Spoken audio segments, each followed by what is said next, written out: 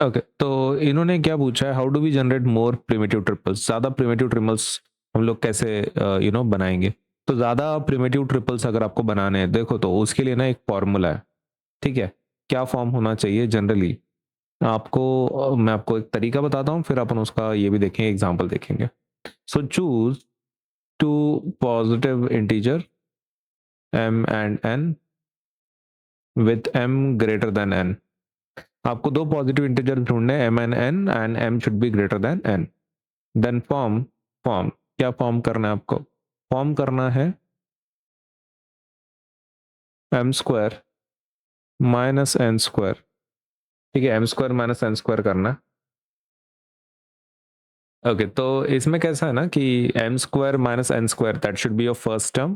Second term आपका होगा 2mn multiplication of the two, और लास्ट में होगा ये जो m square n square minus किया था ना, इसकी जगह पे तुम m square plus n square कर लो।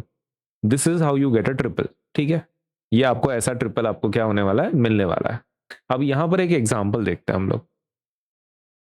अपन m की वैल्यू ले लेंगे 2 और n की वैल्यू ले लेंगे 1। सबसे पहले क्या ढूंढना है आपको? m square minus n square, इसको ढूंढना है, राइट?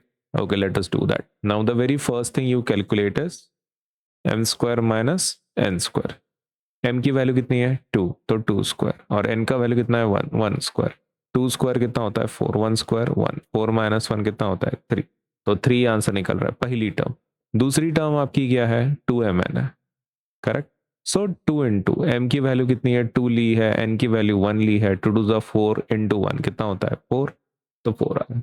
अब की जो तीसरी टर्म है वो है m square plus n square, plus करना है, तो 2 स्क्वायर प्लस 1 स्क्वायर कितना आता है?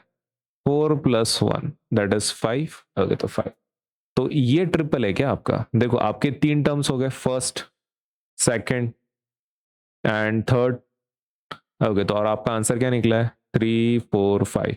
Okay, so is that your answer then? Yes. तो देयर फोर अपन क्या बोलेंगे? देयर फोर, देयर फोर क्या?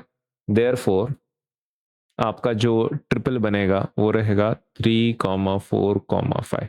ऐसा आप कर सकते हैं, ठीक है? मतलब आपको बस क्या करना है, m और n का वैल्यूज को ढूंढना है, आपको लेना है, इस फॉर्मूले में डालना है, और फिर आपका क्या हो सकता है? ट्रिपल आपका बन सकता है। ये अपन ने पहला एग्जाम्पल लिया, राइट? ओके, और एक एग्जाम्पल देख लें। m की वैल्यू अपन लेंगे 4 और n की वैल्यू लेंगे 1। तो आपको क्या ढूंढना पड़ता है? आपको तो पता है कि आपको तीन चीजें ढूंढनी पड़ती हैं, क्या क्या है? The very first thing you need to find is m square minus n square. तो m की वैल्यू 4 लिया आपने, n की वैल्यू 1 ली है, तो 4 स्क्वायर कितना होता है? 16, 1 स्क्वायर 1, तो कितना होता है ये? 15।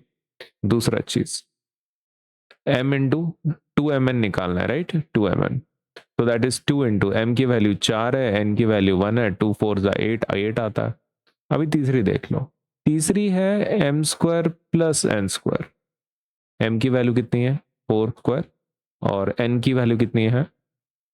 n की वैल्यू है 1 स्क्वायर, कितना होता है? 4 स्क्वायर इज 16 प्लस 1 17। ओके, तो आपके नंबर क्या आ रहे हैं फिर? देयर फोर ट्रिपल क्या बनेगा? देयर फोर आपका ट्रिपल क्या बनेगा?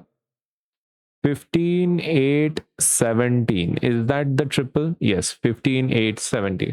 तो ये हो गया, दैट्स इट।